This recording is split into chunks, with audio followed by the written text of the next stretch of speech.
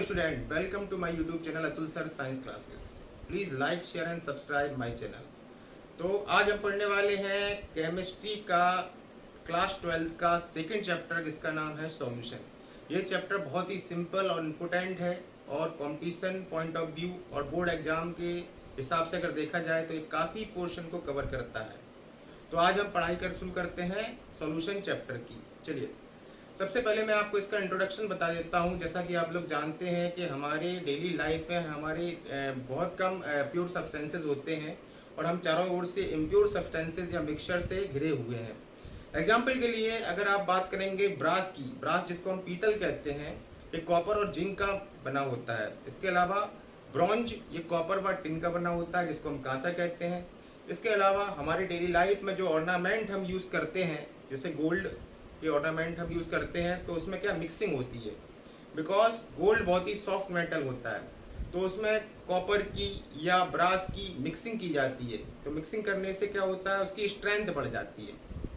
तो इस प्रकार आप देखते हैं कि हम चारों तरफ से हम मिक्सचर से घिरे हुए हैं। ओके, तो यहाँ पर देखिए, सबसे पहले इन जो मिक्सचर्स होते हैं, इनके कंपोजिशन और कंसंट्रेशन भी बहुत इंपॉर्टेंट होते हैं, जो इसकी यूटिलिटी को डिटरमाइन करता है। एग्जाम्पल के लिए अगर हम बात करते हैं फ्लोराइड आयंस की, देखिए फ्लोराइड आयंस क्या होते हैं, वाटर में प्रेजेंट होते हैं।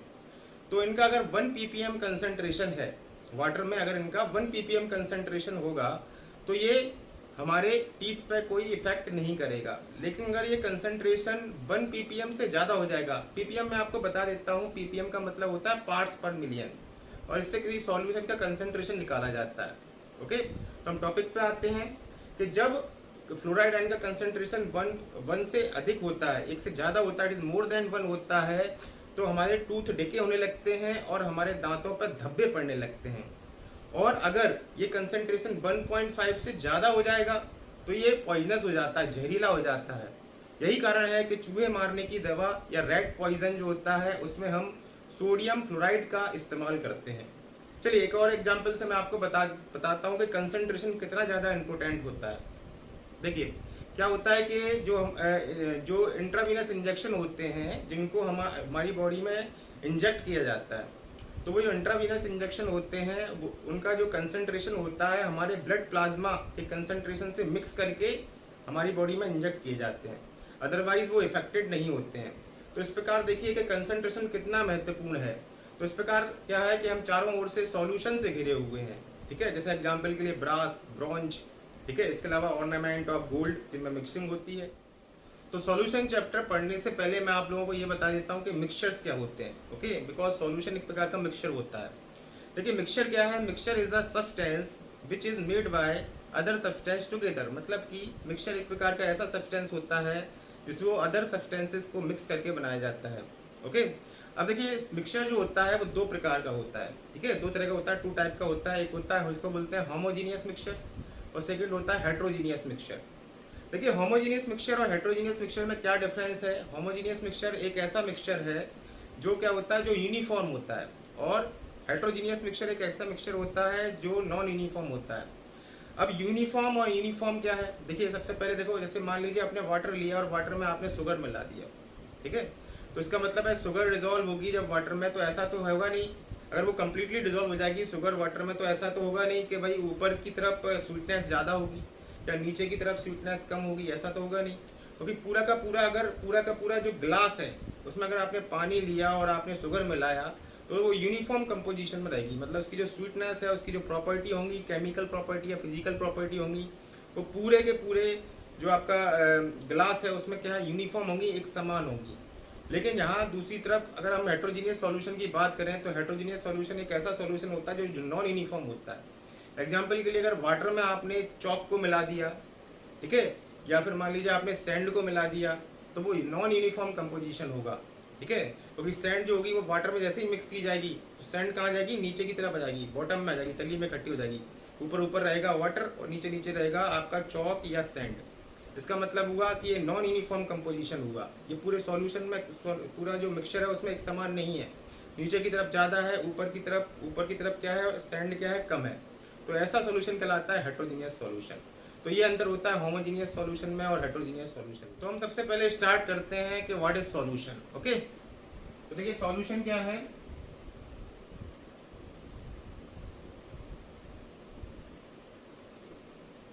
Solution is a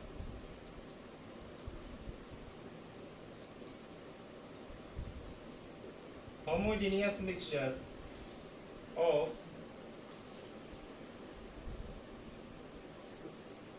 two or more than two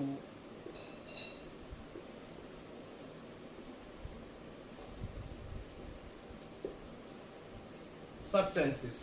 तो इस प्रकार सॉल्यूशन टू और मोर देन टू सब्सटेंसेस का मिक्सचर होता है, ठीक है। और एक प्रकार का होमोजीनियस मिक्सचर होता है। होमोजीनियस मिक्सचर जैसे मैंने आपको अर्लियर बताया यूनिफॉर्म मिक्सचर होता है।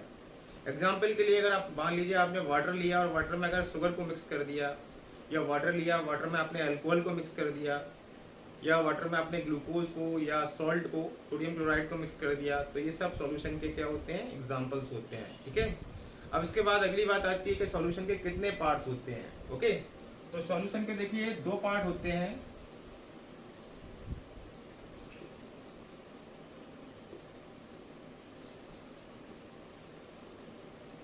एक पार्ट जिसको हम बोलते हैं सॉल्वेंट और दूसरा पार्ट जिसको हम बोलते हैं सॉल्यूट। सॉल्यूशन का ऐसा पार्ट जो मोर क्वांटिटी में अवेलेबल होता है। The part of solution which is present in the more quantity is called solvent. The part of solution which is present in the less quantity is called solute, ठीक है। तो यहाँ पे solvent पे लिख देते हैं, ये क्या रहेगा आपका मोर क्वांटिटी में रहेगा, इसका अमाउंट क्या होगा, ज्यादा होगा, ठीक है। और सॉल्यूट जो होता है वो लेस क्वांटिटी में होता है, इसकी क्वांटिटी क्या है, कम है। जो कम मात्रा में रहेगा वो सॉल्यूट है, जो ज्यादा मात्रा में रहेगा वो सॉल्वेंट है, ठीक है। इसके बाद अगली चीज आती है, अगर मान लीजिए अगर सॉल्वेंट और सॉल्यूट दोनों, अगर मान लीजिए सॉल्वेंट तो एक है ही, अगर उसमें केवल एक ही सॉल्यूट डिसॉल्व है, तो ऐसे सॉल्यूशन को हम बोलते हैं क्या, बाइनरी सॉल्यूशन, ठीक है। तो हमारे कोर्स में केवल बाइनरी सॉल्यूशन ही है, ठीक है। बाइनरी के अलावा ट्राइनरी सॉल्यूशन भी हो सकते हैं, मगर हमें केवल बाइनरी सॉल्यूशन पढ़ने हैं। बाइनरी सॉल्यूशन का मतलब क्या होता है, अगर किसी सॉल्यूशन में एक सॉल्यूट है और एक ही सॉल्वेंट है, ओके, तो दो चीजें हो गई, ठीक है। बाइनरी माने आपको पता होगा, बाइनरी माने होता है दो, ठीक है। जैसे कंप्यूटर में होते हैं बाइनरी डिजिट 1 और 0, तो यहाँ पे बाइनरी सॉल्यूशन मतलब क्या हुआ, बाइनरी का मतलब क्या है कि आपका सॉल्यूट 1 है और सॉल्वेंट तो 1 है ही, तो ऐसे सॉल्यूशन को बोलते हैं हम बाइनरी सॉल्यूशन, ओके। तो हमारा अगला टॉपिक है type of solution. Type of solution जो होते हैं उनको हम 3 बेसिस पर समझेंगे। देखिए पहला बेसिस है on the basis of the amount of solute. ये तो बहुत सिंपल है, इसको मैं आपको वैसे ही बता देता हूँ। On the basis of amount of solute, solution दो तरह के होते हैं। एक होता है जिसको हम बोलते हैं डाइल्यूट सॉल्यूशन, और दूसरा होता है जिसको हम बोलते हैं कंसंट्रेट सॉल्यूशन। डाइल्यूट सॉल्यूशन एक ऐसा सॉल्यूशन है जिसमें सॉल्यूट का अमाउंट बहुत ही कम होता है, बहुत ही लेस होता है। ऐसे सॉल्यूशन को हम बोलते हैं डाइल्यूट सॉल्यूशन, ओके। सेकंड होता है कंसंट्रेट सॉल्यूशन। कंसंट्रेट सॉल्यूशन एक ऐसा सॉल्यूशन होता है जिसमें सॉल्यूट का अमाउंट रिलेटिवली हाई होता है compare to the dilute solution, okay. इसको बोलते हैं हम कंसंट्रेट सॉल्यूशन, ठीक है। तो on the basis of the amount of solute present in the solution, solution दो प्रकार के होते हैं। एक होते हैं जिनको हम बोलते हैं डाइल्यूट सॉल्यूशन, और दूसरे होते हैं जिनको हम बोलते हैं कंसंट्रेट सॉल्यूशन, ओके। अब इसके बाद on the basis of solvent, मतलब सॉल्वेंट कैसा है, सॉल्वेंट या सॉलिड है या लिक्विड है या गैस है, तो उसके बेसिस पे जो सॉल्यूशन होते हैं वो हमारे मेनली 3 टाइप के होते हैं, जो ऑलरेडी मैंने यहाँ पर लिख रखे हैं, ओके। सबसे पहले नंबर पे आता है गैसियस सॉल्यूशन, सेकंड नंबर पे है लिक्विड सॉल्यूशन और सॉलिड सॉल्यूशन, ओके। अब इसके बाद देखिए गैसियस सॉल्यूशन है, उसमें सॉल्वेंट हमेशा क्या है, देखिए गैसियस सॉल्यूशन 3 तरह का, ओके। तो यहाँ पे देखिए सॉल्यूट अलग हो सकता है, सॉल्यूट यहाँ पर गैस भी हो सकता है, लिक्विड भी हो सकता है और सॉलिड भी हो सकता है, लेकिन सॉल्वेंट हमेशा गैस रहेगा। देखिए यहाँ पे ऑलरेडी लिखा हुआ है गैस, यहाँ पे भी लिखा है गैस, यहाँ पे भी लिखा है और गैस यहाँ पे भी लिखा है। इसी प्रकार से लिक्विड सॉल्यूशन जो है उसमें हमेशा सॉल्वेंट हमेशा लिक्विड रहेगा। देखिए यहाँ पे भी लिक्विड है, यहाँ पे भी लिक्विड है, यहाँ पे भी लिक्विड है, ये भी 3 तरह के हैं। लेकिन सॉल्यूट गैस भी हो सकता है, लिक्विड भी हो सकता है और सॉलिड भी हो सकता है। इसी प्रकार से सॉलिड सॉल्यूशन है, तो सॉलिड सॉल्यूशन में हमेशा सॉल्वेंट कैसा रहेगा, आपका सॉलिड ही रहेगा। लेकिन सॉल्यूट गैस भी हो सकता है, लिक्विड भी हो सकता है और सॉलिड भी हो सकता है। तो इस प्रकार हमारे 9 टाइप के क्या सॉल्यूशन बन जाते हैं। ओके, मेनली 3 टाइप के होते हैं, और जो सॉलिड सॉल्यूशन, लिक्विड सॉल्यूशन और गैसियस सॉल्यूशन। सॉलिड सॉल्यूशन भी 3 तरह के, लिक्विड सॉल्यूशन भी 3 तरह के और गैसियस सॉल्यूशन भी 3 तरह के। तो टोटल कितने हो गए? 9 टाइप के सॉल्यूशन हो गए। तो इस तरह की टेबल आपकी एनसीईआरटी बुक में भी दी हुई है। देखिए अब हम इनके एग्जांपल्स को आपको समझाते हैं। देखिए, सबसे पहले गैसियस सॉल्यूशन है। तो गैसियस सॉल्यूशन में सॉल्यूट गैस, सॉल्वेंट गैस, ठीक है। एग्जांपल से ये चीज आपको बहुत अच्छे समझ में आएगी। इसके जो टाइप्स होते हैं, टाइप ऑफ सॉल्यूशन, ये बहुत अच्छे समझ में आएगी। देखिए, mixture of oxygen and nitrogen gas. हमको पता है कि ऑक्सीजन एक गैस है और नाइट्रोजन एक गैस है। तो यहाँ पे देखिए, नाइट्रोजन जैसे एटमॉस्फेयर जो होता है उसमें नाइट्रोजन ज्यादा होता है। नाइट्रोजन कितना होता है? 78%, और ऑक्सीजन होता है 21%। ओके, तो यहाँ पे देखिए नाइट्रोजन ज्यादा है, तो इसका मतलब क्या? सॉल्वेंट ज्यादा होता है। Nitrogen is a gas and oxygen is also gas, ठीक है। ऑक्सीजन कम हो गया, इसीलिए अपन ने ये सॉल्यूट हो गया यहाँ पे ऑक्सीजन, और सॉल्वेंट हो गया आपका नाइट्रोजन, और दोनों ही गैस हैं। इसी प्रकार से सेकेंड है आपका कि liquid dissolving gas. Liquid dissolving gas example है chloroform mix with nitrogen gas. Chloroform already क्या है? क्लोरोफॉर्म क्या होता है? लिक्विड। क्लोरोफॉर्म आपको पता होगा, ठीक है। एनेस्थेटिक प्रॉपर्टी होती है, बेहोशी की दवा है क्लोरोफॉर्म, ठीक है। बेहोश कर सकते हैं किसी को भी इससे, ठीक है। तो यहाँ पर देखिए क्लोरोफॉर्म जो है वो क्या है? आपका लिक्विड है, लिक्विड फेज में होता है, ठीक है। तो रूम टेम्परेचर पर लिक्विड होता है, ठीक है। इसके बाद नाइट्रोजन क्या है? नाइट्रोजन गैस है, ठीक है। अगर नाइट्रोजन का अमाउंट ज्यादा है, क्लोरोफॉर्म का अमाउंट कम है, इसका मतलब कैसा सॉल्यूशन बन जाएगा? गैसियस सॉल्यूशन, जिसमें गैस सॉल्वेंट है और लिक्विड सॉल्यूट है। लिक्विड क्या है आपका? एग्जांपल में क्लोरोफॉर्म, और गैस क्या है? Nitrogen gas. इसी प्रकार से हमारा जो थर्ड है वो है आपका solid dissolving gas. Solid dissolving gas, तो सॉलिड हमने लिया कैम्फर, और कैम्फर को डिसॉल्व कर दिया हमने किसमें? नाइट्रोजन गैस में। नाइट्रोजन का अमाउंट ज्यादा हो गया, तो नाइट्रोजन क्या हो गया? सॉल्वेंट, जो कि एक गैस है, और कैम्फर का अमाउंट हो गया कम, ठीक है। कैम्फर का अमाउंट कम होगा, इसका मतलब वो क्या है? सॉलिड है। कैम्फर सॉलिड होता है वैसे भी रूम टेम्परेचर पे, एक सब्लिमेशन वाला सब्सटेंस है, सबलाइम होता है, ठीक है। अगर कैम्फर को हम डायरेक्टली अगर हीट करेंगे, डायरेक्टली वेपर में चेंज हो जाता है, ठीक है, लिक्विड में चेंज नहीं होता, ठीक है। इस प्रोसेस को हम सब्लिमेशन कहते हैं। इसी प्रकार से अगला जो एग्जाम्पल है, सेकेंड वाला जो टाइप है वो है आपका लिक्विड सॉल्यूशन। तो लिक्विड सॉल्यूशन जो होते हैं वो भी आपके 3 तरह के होते हैं। पहला है gas dissolve in liquid, okay. Example के लिए oxygen gas dissolve in water. अगर वाटर में ऑक्सीजन गैस डिसॉल्व है तो ये आपका लिक्विड सॉल्यूशन हो गया। इसका एग्जांपल आपको पता है, पानी में ऑक्सीजन गैस घुली रहती है, तभी तो एक्वाटिक एनिमल्स जो होते हैं वो सर्वाइव कर पाते हैं, ऑक्सीजन गैस को ले पाते हैं, उनकी बॉडी में गिल्स पाए जाते हैं, ठीक है, जैसे कि फिशेज है, ठीक है। इसके बाद सेकेंड टाइप है लिक्विड डिसॉल्व इन लिक्विड, मतलब कि आपका लिक्विड ही सॉल्यूट है और लिक्विड ही आपका सॉल्वेंट है, ठीक है। Ethanol dissolve in water. Water में इथेनॉल को अगर हम डिसॉल्व कर दें, वाटर ऑलरेडी लिक्विड है और इथेनॉल भी लिक्विड है। इथेनॉल भी लिक्विड होता है, एथिल अल्कोहल C2H5OH इसको बोलते हैं, इसका फॉर्मूला होता है C2H5OH, ओके। तो यहाँ पे इथेनॉल भी लिक्विड है और साथ में वाटर भी लिक्विड है, दोनों चीजें लिक्विड है। इसका मतलब ये आपका सॉल्यूशन हो जाएगा लिक्विड सॉल्यूशन। इसी प्रकार से अगला जो टाइप है वो है सॉलिड डिसॉल्विंग लिक्विड। तो सॉलिड मतलब क्या हुआ? सॉलिड का एग्जांपल में आ गया ग्लूकोज, और लिक्विड के एग्जांपल में आ गया आपका वाटर, ठीक है।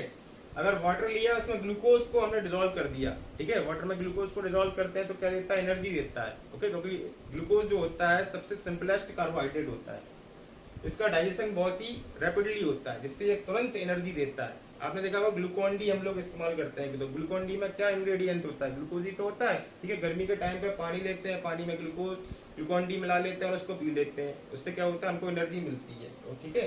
तो यहाँ पे वाटर में अगर ग्लूकोज को डिसॉल्व किया तो ग्लूकोज क्या सॉलिड है और वाटर क्या है आपका? लिक्विड है। तो ये एग्जाम्पल हो जाएगा solid dissolve in liquid, okay. अब हमारा थर्ड टाइप है आपका सॉलिड सॉल्यूशन। तो सॉलिड सॉल्यूशन भी आपके 3 तरह के हैं। गैस डिसॉल्व इन सॉलिड, ठीक है, gas dissolve in solid. Example है solution of hydrogen and palladium. Palladium के ऊपर अगर हाइड्रोजन गैस क्या होती है? एब्जॉर्ब होती है, ओके।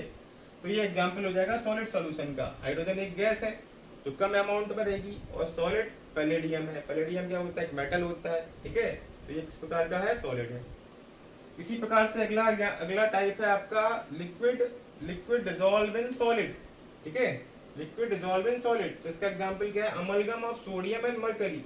मरकरी हमको पता है एक प्रकार का लिक्विड मेटल होता है मरकरी। ठीक है, रूम टेम्परेचर पे ये आपका लिक्विड मेटल है, और सोडियम क्या है? आपका सॉलिड होता है। तो अगर आपने मरकरी को सोडियम में डिसॉल्व कर दिया, अगर आपने मरकरी को मान लीजिए सोडियम में डिसॉल्व कर दिया, इसका मतलब क्या होगा कि यहाँ पर मरकरी तो लिक्विड है, ये आपका हो जाएगा क्या? सॉल्यूट। और सोडियम कैसा हो जाएगा? सोडियम हो जाएगा आपका सॉलिड, जो कि आपका सॉल्वेंट हो जाएगा। और हमारा लास्ट एग्जांपल है सॉलिड इन सॉलिड। ठीक है, मतलब दोनों चीजें सॉलिड है। जैसे हमने ऑलरेडी बताया था कि गोल्ड जो होता है, गोल्ड के ऑर्नामेंट होते हैं, उसमें कॉपर की मिक्सिंग कर देते हैं उसकी स्ट्रेंथ बढ़ाने के लिए। तो यहाँ पे कॉपर भी सॉलिड हुआ और गोल्ड भी सॉलिड हुआ। इसका मतलब दोनों चीजें क्या हो गई? सॉलिड हो गई। तो ये इसका एग्जांपल हो जाएगा, सॉलिड सॉल्यूशन का एग्जांपल ये हो जाएगा। तो इस प्रकार हमने देखा कि on the basis of solvent, मतलब सॉल्वेंट कैसा है? गैस है, लिक्विड है या सॉलिड है। तो सॉल्यूशन जो होते हैं वो मेनली 3 टाइप के होते हैं, और टोटल आपके 9 टाइप के सॉल्यूशन पाए जाते हैं। तो स्टूडेंट्स, उम्मीद करता हूँ कि आपको ये वीडियो पसंद आया होगा। इस वीडियो को ज़्यादा से ज़्यादा लाइक करें, शेयर करें और चैनल को सब्सक्राइब करें, जिससे आने वाली वीडियो आपको इसी तरह से मिलते रहें। चलिए मिलते हैं एक नए वीडियो में इस चैप्टर के आगे के पोर्शन को कवर करते हुए। तब तक के लिए thank you and good bye.